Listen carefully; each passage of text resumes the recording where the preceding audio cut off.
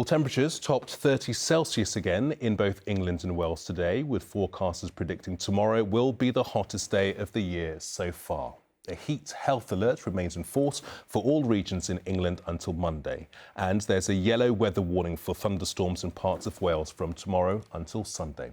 Our Wales reporter, Rhys Williams, has spent the day with sun worshippers at Barry Island. And Rhys, no complaints about the heat where you are today?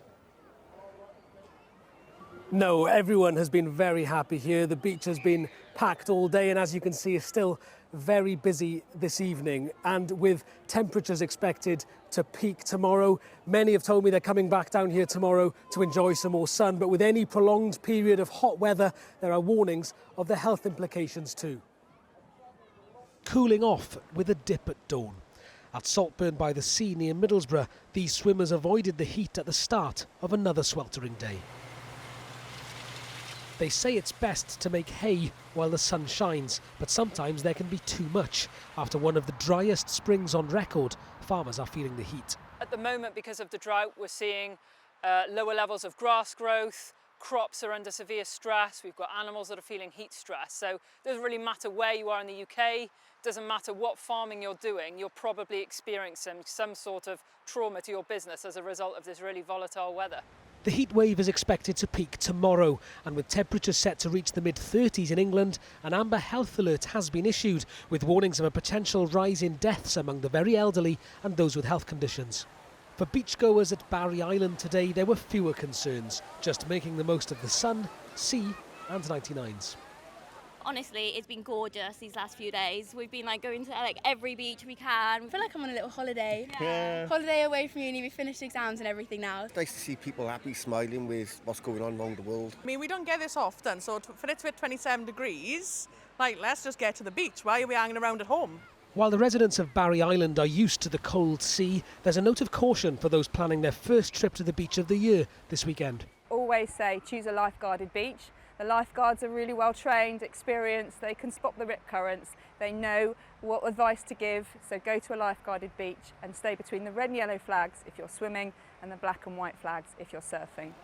While the heat is on this weekend, the temperature should stay below the 35-degree June record set in 1976.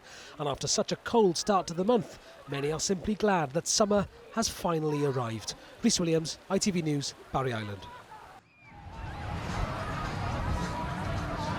The peak of the heat is expected to be tomorrow, and in fact here in the east of England is where it's likely to be the hottest. Temperatures rising to a sweltering 34 degrees, which will for many be their warmest day of the year so far, of course.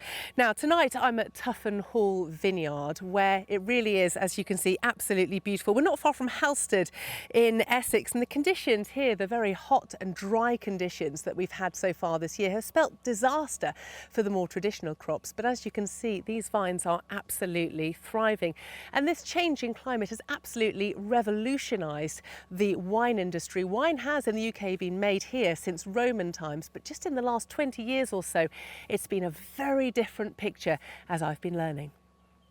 Perception of English wine was sort of alien. It was poor quality, dreadfully produced, but because of climate change, it's actually changed that perception, and people would laugh at us, 15 years ago, because who on earth would grow grapes in Essex? But it turns out the climate really suits that particular crop, so it's just worked perfectly for us. But yeah, people thought we were mad.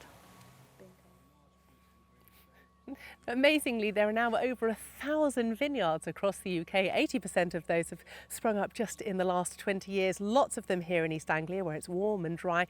The furthest north one is in Aberdeenshire in Scotland. But if you are not a fan of the hot sunny weather, you'll be pleased to know that the peak of the heat is tomorrow. As you can see, we are expecting those temperatures to be peaking at around 34 degrees and then really start tailing off as we move into next week. And of course, with hot and humid conditions, we've got the risk of thunderstorms. This is where they're most likely to be happening.